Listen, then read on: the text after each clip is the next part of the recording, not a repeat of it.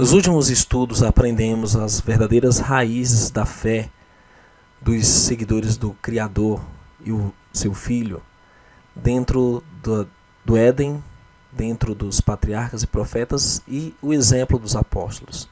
Hoje vamos estudar o que aconteceu após a morte dos apóstolos e na chamada Igreja Cristã. Bem, Tiago 2,5 diz: ouvi, meus amados irmãos, porventura não escolheu o Eterno aos pobres deste mundo, para serem ricos na fé e herdeiros do reino que prometeu aos que o amam? A epístola de Tiago deixa claro que a maioria dos seguidores do Messias eram pobres. Eles não tinham templos, eles não tinham riquezas, eles não tinham fama, nem poder, nem influência. E as escrituras dizem que os apóstolos, como Pedro, afirmavam não ter prata nem ouro, mas concediam aquilo que possuíam, era a fé, o amor, e curavam, e ensinavam, e pregavam.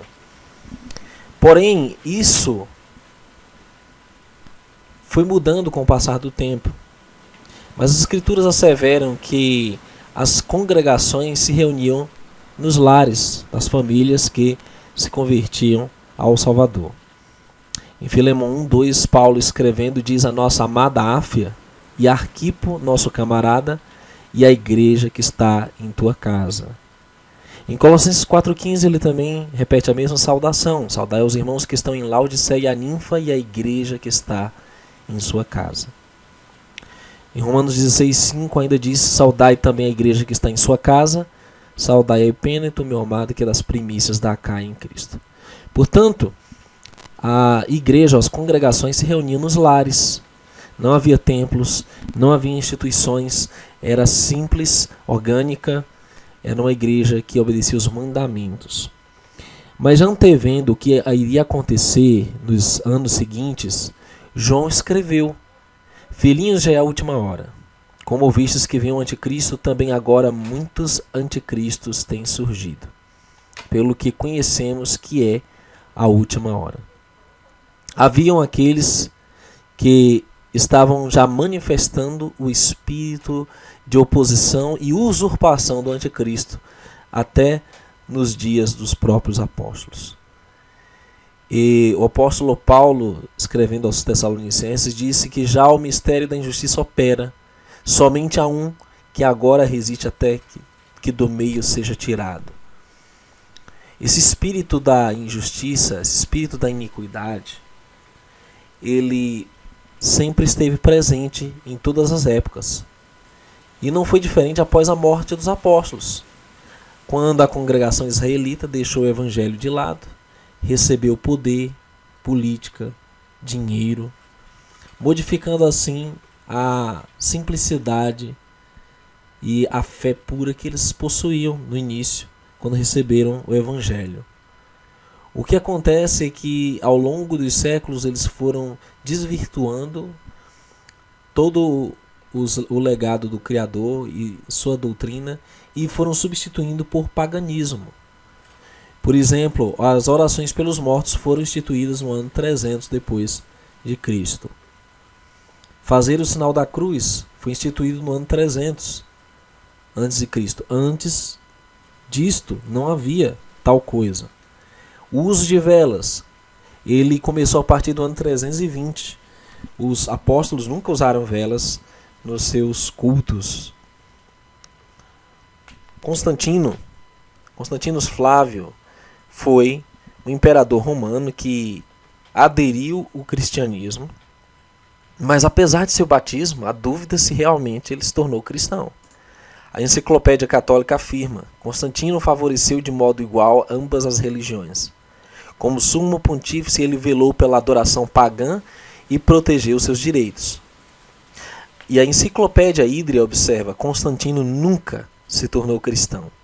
No dia anterior da sua morte, Constantino fizera um sacrifício a Zeus, e até o último dia usou o título pagão de Pontífice Maximus, ou seja, Sumo Pontífice, um título que arremete a poder político e poder sacerdotal. Em 337 a 352, o Papa Júlio I fixou a data de 25 de dezembro como o dia do nascimento de Cristo, alegando a necessidade de contra-atacar e competir com as famosas e muito populares festas pagãs celebradas nesse mesmo dia, que era a Saturnália, né, o dia de adoração ao Sol Invictus. O dia 25 de dezembro, como nascimento de Cristo, substituiu o dia das divindades pagãs. O 25 de dezembro, na verdade, é uma comemoração antiga ao nascimento de Tammuz, o filho de Semiramis Nimrod, que foi intitulado Deus Sol em todas as religiões pagãs. Os judeus comemoram a Páscoa para lembrar o dia em que saíram da escravidão no Egito e foram em direção à Terra Prometida há mais de 3.200 anos. No judaísmo, a data é comemorada na primeira noite de lua cheia, após o início da primavera no hemisfério norte. É o dia 14 do mês de Abib do calendário judeu. A diferença é que entre os católicos resguardaram o domingo para lembrar o dia em que Jesus ressuscitou. É a festa mais importante do cristianismo pagão.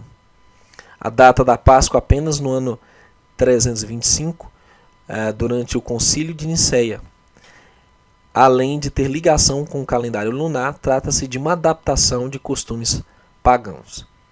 Então, quando você comemora essa Páscoa, que foi instituída somente no quarto século, no ano 325 d.C., você na realidade está realizando um ritual pagão ao deus da fertilidade, por isso os ovos de Páscoa e do chocolate e o coelhinho da Páscoa serem os símbolos utilizados para essa festa. Os pesquisadores afirmam que culturas antigas celebravam o início da primavera, pois representava o fim do rigoroso inverno e a chegada de um momento de fartura com o começo da colheita. Outras datas dependem da Páscoa e mudam de dia todos os anos.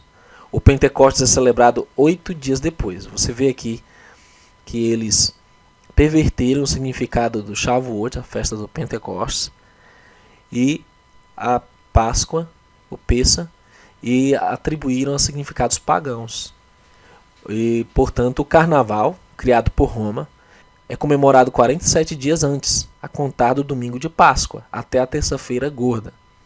A Quaresma, o período de abstinência e caridade para os cristãos, completa 40 dias no domingo de Ramos e representa a chegada de Jesus a Jerusalém para passar o Pessa judeu com seus apóstolos e familiares.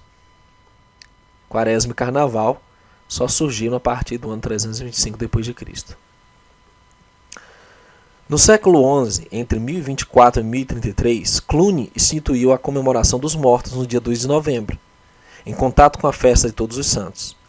A festa dos mortos será rapidamente celebrada em todo o mundo cristão e pagão.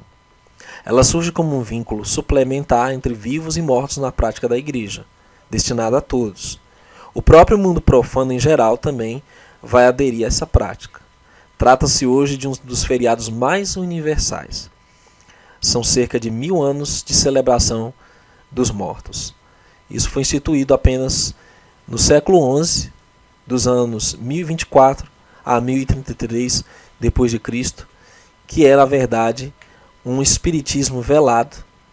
Isso é necromancia, ou seja, adoração dos mortos, é idolatria, é pagão, e isso substitui a crença na ressurreição dos mortos, quando realmente ocorrerá a recompensa dos que já morreram. E assim, contradizendo os ensinos dos apóstolos e o que a congregação dos discípulos praticava. Bom, a santificação do domingo só ocorreu no quarto século, entre os anos 321 e 364 da nossa era. Foi onde o imperador Constantino provocou uma divergência de opinião sobre a questão se devesse guardar o sábado ou o domingo, o dia observado como dia de descanso. A divergência não se aplica aos judeus, para quem o dia de descanso, o Shabat, é incontestavelmente no sábado, nem para os muçulmanos, cujo dia sagrado, o Jumu'ah, é uma sexta-feira.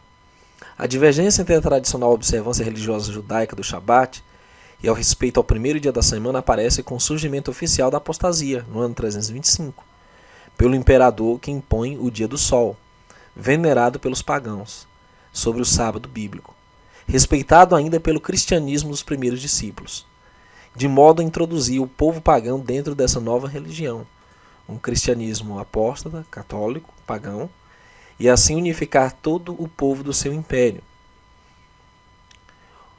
O debate sobre o tema da divindade prosseguiu até que em 381 o imperador Teodósio convocou um concílio em Constantinopla.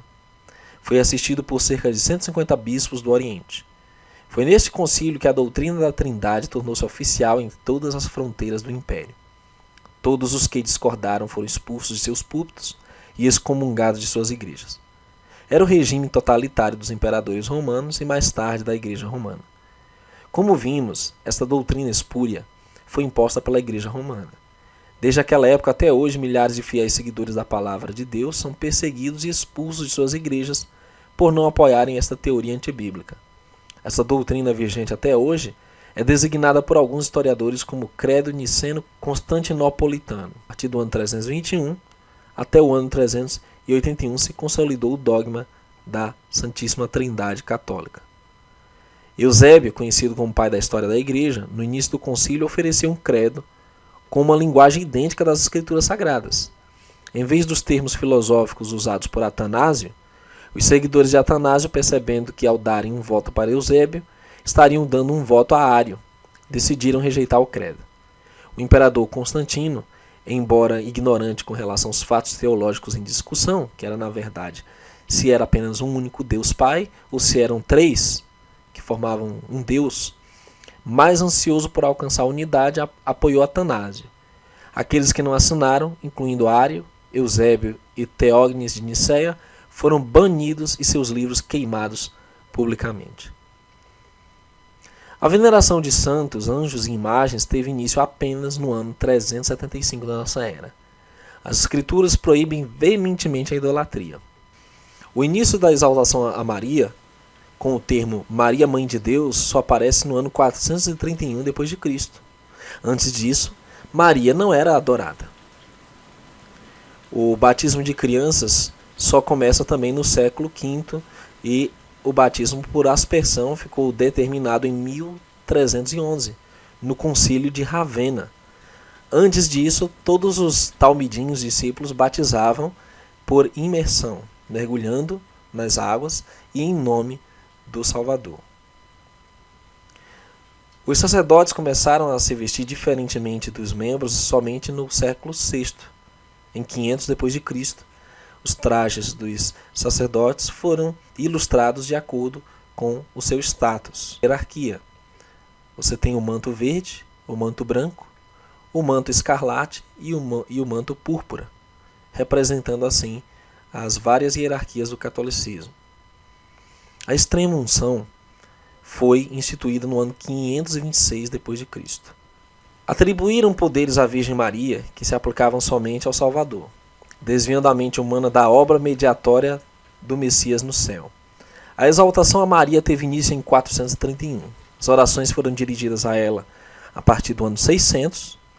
Foi proclamada Imaculada Conceição em 1854 pelo Papa Pio IX. E em 1950 o Papa Pio XII decretou a ascensão corpórea de Maria aos céus. Em 1965 o Papa Paulo VI proclamou Maria como Mãe da Igreja. Todas essas crenças são recentes em relação ao que os apóstolos criam no início. Por isso a veneração de anjos, santos, mortos, imagem de escultura só ocorre no ano 375. A missa começou a ser realizada diariamente somente a partir do ano 394 d.C. O sacrifício diário da missa foi estabelecido em 394. As escrituras dizem que o sacrifício de Cristo foi único e completo. Criaram os dogmas da transubstanciação do corpo e do sangue de Cristo e da adoração da hóstia, no Concílio de Latrão, ano 1215. O Colégio de Cardeais foi fundado em 927. E o celibato dos sacerdotes foi decretado apenas no ano 1079. Para impedir que os clérigos, tanto freiras como padres, se casassem, eles criaram esse celibato, e devido a tantas vergonhas que aconteciam no meio até dos papas, e uma maneira também de preservar as riquezas da igreja dentro da sua instituição. O título de Papa foi conferido apenas no ano 533 d.C. Esse título significa o cabeça de todas as igrejas, dado por Justiniano em seu edito, no ano 533. A Santa Inquisição, com perseguição e morte dos verdadeiros fiéis, servos de Deus, foi determinada em 1184, no Concílio de Verona, mas o Tribunal do Santo Ofício atingiu seu apogeu apenas em 1229, assassinando assim mais de 100 milhões de cristãos que se recusavam a submeter à supremacia de Roma. A partir do ano de 1215, a Igreja afirma ter poder de perdoar pecados, sendo mediador entre Deus e os homens. A confissão auricular dos pecados ao sacerdote só começa então a partir do século XIII. Gregório IX, no século XIII, proibiu a leitura da Bíblia ao povo e empilhou cadáveres de hereges e apóstatas. Isso está registrado no livro 30 Papas que Envergonharam a Humanidade. Inocêncio IV, no século XIII, também aprovou o emprego da tortura. Leão X se divertia com passatempos voluptuosos e venda de moradas no céu. No século XVI, Gregório XIII patrocinou a matança da noite de São Bartolomeu em 1572, matando mais de 70 mil protestantes franceses.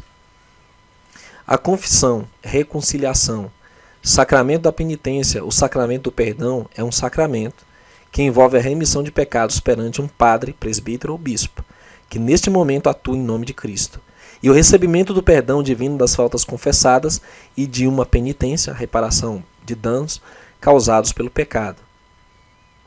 Em 1895, um artigo do National Catholic disse o seguinte: o Papa não é apenas o representante de Jesus Cristo, mas ele é Jesus Cristo, ele mesmo oculto sob o véu da carne. Julho de 1895.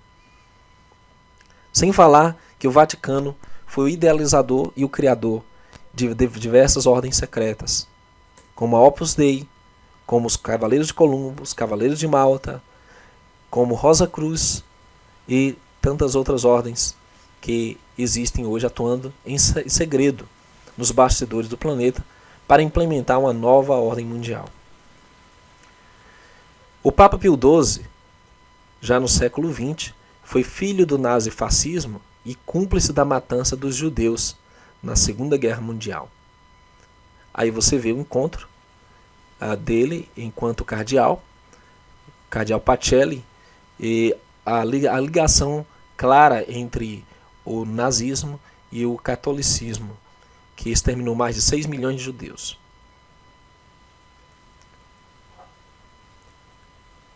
Aí você vê o Papa, já nos tempos atuais, o Papa João Paulo II beijando o solo de mais uma terra em que visitava. Esse era um ato, apesar de que alguns consideravam um ato de humildade, na verdade era um ato que representava a posse da Santa Sé ao Vaticano pelo seu chefe supremo. Aí você vê, já nos tempos atuais, Bento XVI participava do Conselho da Doutrina e da Fé, que é a antiga Inquisição, Santa Inquisição, que ainda existe nos dias de hoje. Queridos, o Apocalipse diz: depois dessas coisas eu vi descer do céu outro anjo, que tinha grande poder, e a terra foi iluminada com sua glória. E clamou fortemente com grande voz, dizendo: caiu, caiu a grande Babilônia. Se tornou morada de demônios, covil de todo espírito imundo, e esconderijo de toda ave imunda e odiável. Porque todas as nações beberam do vinho da ira da sua prostituição. E os reis da terra se prostituíram com ela, e os mercadores da terra se enriqueceram com a abundância de suas delícias. E ouvi outra voz do céu que dizia: sai dela, povo meu, para que não sejas participante dos seus pecados, para que não incorras nas suas pragas. O Apocalipse fala que Babilônia é todo um sistema religioso que foi montado ao longo das eras para enganar e para envolver se possível até os escolhidos nesse engano. Mas o convite do Criador é que nós devemos sair de todo esse sistema. Todo o sistema babilônico, que inclui também o sistema cristão pagão de Roma.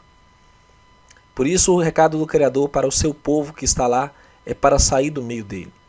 Não participar dos seus pecados, para que também não sofra as suas pragas.